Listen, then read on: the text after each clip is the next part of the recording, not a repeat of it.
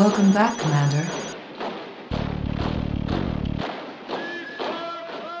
The Command & Conquer series is one of my favorite strategy games. It's a series that I grew up with, and like many games I played at that time, it helped to shape my tastes that I have today. Command & Conquer was my introduction to the RTS genre, showing me the fun and tactics of being able to control a group of units along with the satisfaction of building a base and succeeding. The live-action cutscenes were part of its identity, and depending on which sub-series you were playing, they would range from being more serious to a more comical tone. Either way, they were something that I really enjoyed. Frank Kelpecki, who composed most of the great music from the series, was something that I enjoyed as well, and he was also a piece of that CNC identity.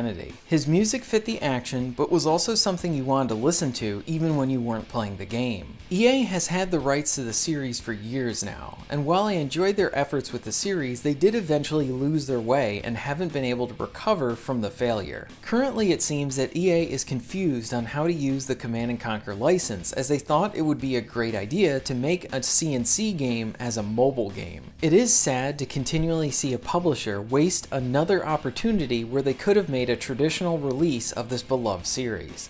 Command & Conquer fans want a real game or a remaster, not a throwaway mobile title, and this is why I was interested to try 8-Bit Armies. This has been out on the PC for a while and now has just come over to the PS4 and Xbox One. It is developed by Westwood guys, and Frank came back to do the music. Those seem like great elements that make up the Command & Conquer identity for a new experience. After learning that, I had to give this game a try. Ladies and gentlemen, I present to you my review for 8-Bit Armies.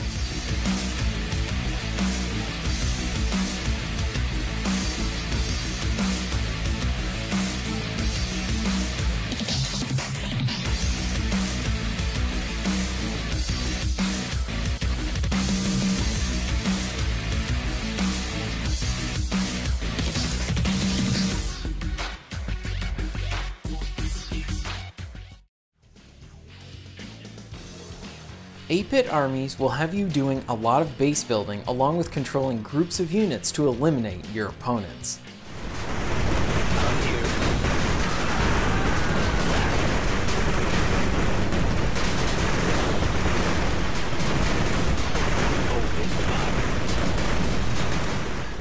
Even though 8-Bit Armies goes for a Lego block Minecraft look to its visuals, you can see that Command & Conquer architecture underneath it. The game operates in a very similar way too. Within levels, you'll need to manage your power level and money.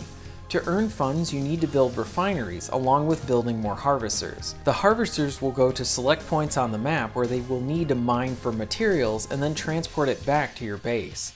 You can build a typical assortment of buildings like defensive towers, barracks, and depots as well. All of the buildings will require power to function. As a result, you will need to keep an eye on your power bar and plan ahead by having some excess power just in case you need to build something later on. This is something that the enemy can exploit, and so can you. Since many of the defensive towers require a lot of power, it is easy for you to just rush in, go to the enemy's position, and take out their power plants, leaving them pretty much defenseless. This is something I really enjoy doing while facing against the AI. Reporting.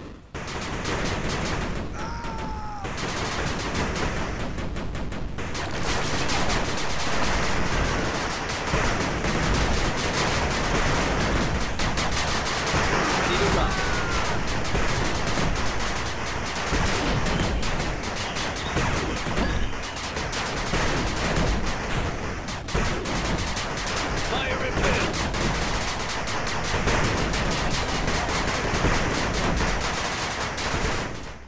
Power and money are not the only things that you'll need to manage. You will have your troops and vehicles as well. Now I know many have concerns about controlling an RTS on home consoles, since mouse and keyboard is really the best way to play these games. Controlling an RTS on home consoles requires some care to be put into how you play the game and how you control and select your units, especially if there's a lot of micromanaging involved. Games have done it successfully, as I was impressed with the first Halo Wars and how easy and fun it was to control on the Xbox 360. With 8-Bit Armies, they do a pretty good job of giving you control of the battlefield. They attempt to streamline selecting units by having you build them within 3 select groups. When you select to build a unit, you highlight the unit you want and then hit triangle, square, or circle. Then when the unit is finished, that unit will be in whichever group you assigned it to. So if you build 5 tanks with the square button and then build 5 infantry units with the circle button, you will be able to select those tanks with the square button and then the infantry with the circle button. This does help to make the selection of units snappy, especially for playing on the PS4. It isn't perfect, as I would like to be able to have some type of means to be able to drag and hold to be able to select a group of units that I want to control. But you need to think within this 3-unit system for the game. Like I said, it isn't perfect, but I definitely see what they were going for with making it a streamlined process for the PS4. The system will require you to think about what units to build and how you want to form your squads for an attack. After you've built your base and built up your units, then it's time to set out on your foes. The actual battles and the spectacle of it is really fun. Whether you're on the attack or defending your base from an attack, it's always engaging. The units provided do give you some nice options for the battles. Many of these strategies are fun, but they're nothing new if you've played strategy games before. You can get a small force together and load them up into a bunch of helicopters, and then drop them off behind enemy lines. And if you decide to attack them from the front as you're doing this, you'll essentially be able to hit them from 2 fronts. Also, you can use fast-moving vehicles to hunt down the enemy's harvesters to hurt their flow of money. Well, not the smartest strategy in the world, but it is something I loved doing as a kid, so I couldn't resist doing it here, as I would love making an extreme amount of tanks and sending them in to wipe out everything.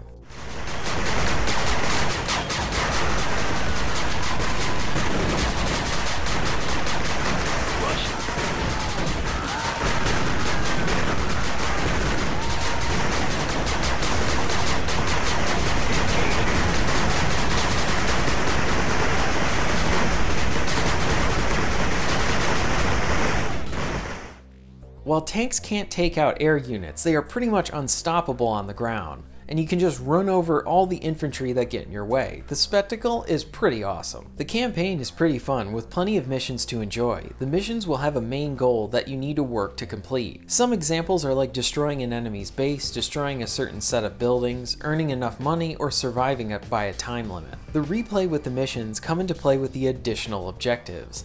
These add some other restrictions to complete. You are rewarded for every objective that you complete. The main missions will open up new structures for you to build, while the side objectives will give you more starting units along with more money and sometimes even structures that are automatically built for you at the start of another mission. I do like the loop of trying to hit these challenges because they essentially help you out in furthering other missions. 8-Bit Armies offers 2 single-player campaigns and a campaign that can be completed in online co-op. In a perfect world, this game would have split screen, but I can understand the difficulty and probably the frustration of managing a base and army with half the screen. Regardless, I love that this game offers co-op. This can also be done in some of the online custom matches where you and a friend can go up against the AI. This is a nostalgic feature that I always enjoyed. I played many RTS games with friends as I loved working with them as we took down the computer. Now, it is great that the game has online options, but it also provides even more offline content for players that don't even want to go online.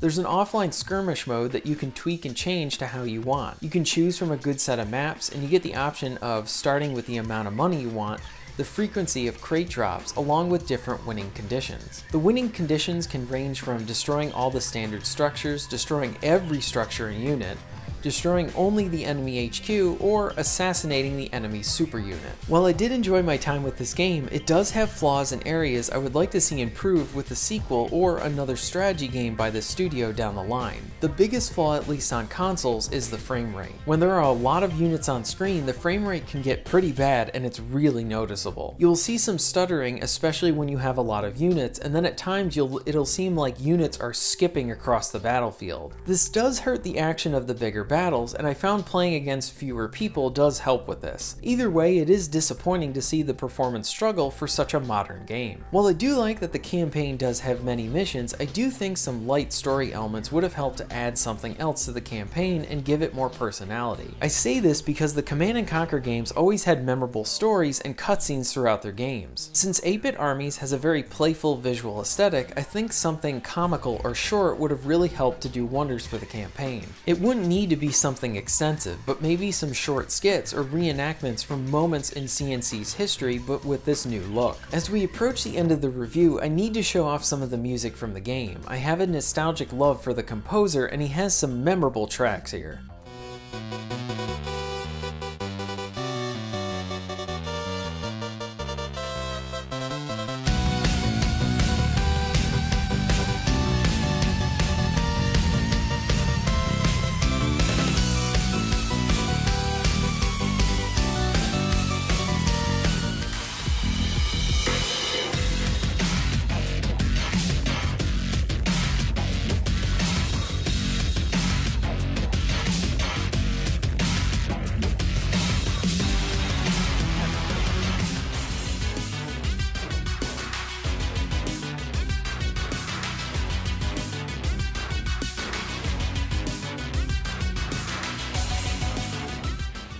8-bit Armies is a fun experience. The RTS elements seem more geared towards a streamlined approach and simple, but I don't mean that in a bad way. The accessibility is high with this game as it provides many options to enjoy.